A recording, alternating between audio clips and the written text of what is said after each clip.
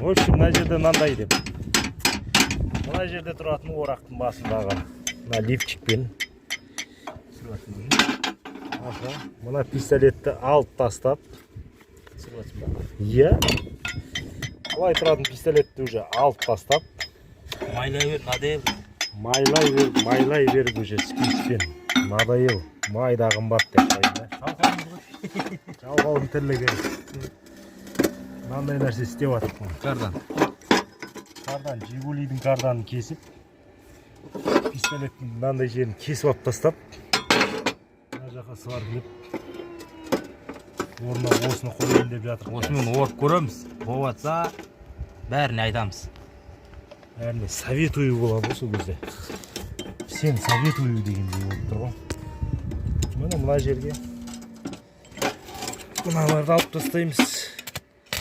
Мынаны қайта майлап, и то 1-2 сағат істейсе кеуіп кетеді, мына жер қызады. Оның орнына мына жерге кардан, Жигулидің. В общем, целый бір карданын полный пайдаланып жатырмыз. Мына жерге қолға, мына жерден шыққаннан бастап, мына черепахадан шыққаннан бастап, қолға қолданып жатырмыз. Солай. Поросенок, бұны черепаха дейді, біреулер поросенок дейді, в общем. Мынандай нәрсе ғой.